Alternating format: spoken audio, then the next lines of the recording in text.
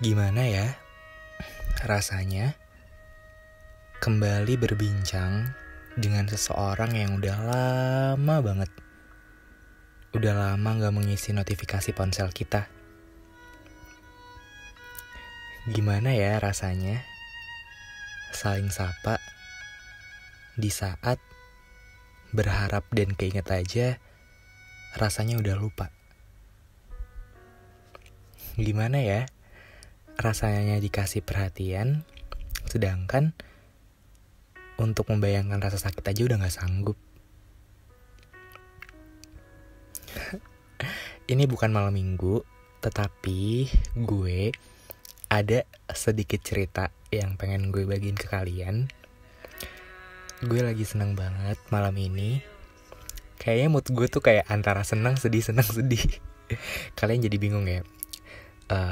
Jadi kenapa gue pengen bener-bener rekaman tanpa membawa naskah apapun, karena it's perfectly tersusun aja di pikiran gue. Jadi gue berani untuk gak bawa naskah apa-apa di podcast ini. Anyway, gue pengen nanya nih, kalian apa kabar semuanya? Semoga dimanapun kalian berada, entah di kamar, entah kalian lagi ada di jalan pulang kerja, entah kalian sedang berbincang dengan siapapun, gue harap semoga kalian sedang dalam keadaan baik-baik aja ya. Amin. Anyway, gue senang banget. Asli, gue senang banget yang pertama, backsound gue baru. Kebetulan ini lagu favorit gue minggu-minggu ini. Semoga gak cuma minggu ini tapi sampai bulan ini. Ya, gue membawakan topik yang cukup menyenangkan kalau kalian dengar. Jadi gue udah menyiapkan topiknya, judulnya Kenapa Kamu Tetap Baik. Iya itu, kenapa kamu tetap baik. Yaudah, tanpa menunggu lama-lama lagi, yuk langsung aja kita mulai kan. Bertemu lagi via suara bersama gue Bagas di podcast Kita dan Waktu. Nah jadi sebenarnya gue tuh gak langsung di hawa senang kayak gini ya. Gue tuh lagi sedih banget. Gue lagi dealing sama masalah di diri gue. Kan gue yakin kalau dia tuh gak bakalan denger podcast ini kan. Jadi gue bakalan bisa terus ngebawa dia meskipun gue gak mention namanya. Gue bakalan terus kayak ngobrolin tentang dia walaupun gak secara langsung. Dan dia juga gak peduli karena dia bakalan denger. Tapi yang gue kaget adalah ketika gue down saat ini. Kalau kalian dengar tuh saat kemarin ya. Ketika gue down malam ini, dia ngebales stories gue dan ngucapin hal-hal yang berbau semangat. Jujur, gue yang menerimanya aja sangat teramat aneh kan. Kok bisa gitu loh. Seperti yang awal gue sebutkan tadi, gimana ya rasanya seseorang yang bahkan udah jarang banget mengisi kolom chat, udah jarang banget tampil di notifikasi bar ponsel kalian, tiba dia datang lagi dan memberikan semangat. Di situ gue mempertanyakan sih ke diri gue kayak, Gas, emang lu deserve ya? Maksudnya kayak emang dia belum dapet seseorang baru, atau mungkin kita lagi sama-sama fase mencari orang yang baru, tetapi selagi mungkin masih bisa untuk saling kontakkan, masih bisa untuk saling menyemangati, kenapa enggak. Podcast kali ini sama sekali gak bertujuan untuk ngajak kalian balikan sama mantan, enggak. Tapi ada halnya kayak kita gak terus-terusan cut the relation between kamu dan dia dan kamu. Kadang kita cuman kayak just let it flow aja gitu loh. Dan terkadang hal-hal yang kayak gitu yang ngebuat kita jadi sadar bahwa ternyata yang lalu-lalu juga bisa jadi masa sekarang gitu loh. Dan Di situ gue jadi sadar bahwa nggak semua hal harus dibuang karena hal-hal tersebut bukan sampah. Di situ gue lanjut lagi ya ceritanya. Jadi di situ dia kayak pokoknya mengirimkan pesan berbau semangat dan doa. Pun gue juga balas sebaliknya.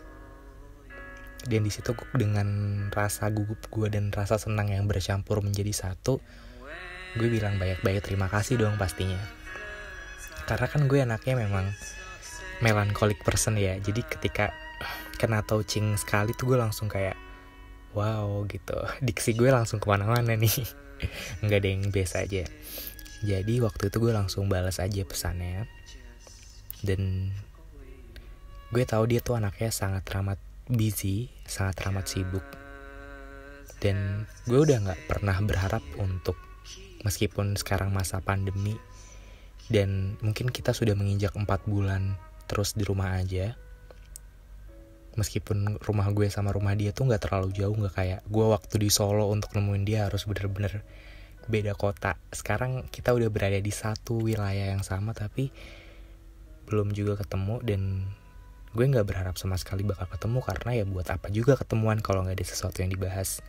Is it right? Bener kan? Dan di situ gue kayak ya udah, cukup jadi penonton stories, cukup lihat daily activity-nya dia lagi ngapain, mungkin lagi nugas, mungkin lagi kemana, atau cuman berjalan-jalan di pikirannya, atau cuman ngeliat dia update Spotify lagi dengerin lagu apa, atau lagi restory tentang kasus atau case apa yang lagi rame di dunia sosial media. Cuman sebatas itu sih. Dan cuman sebatas itu pun gue senang karena gue bisa lihat perkembangannya dia, gue bisa lihat apakah dia baik-baik aja atau enggak.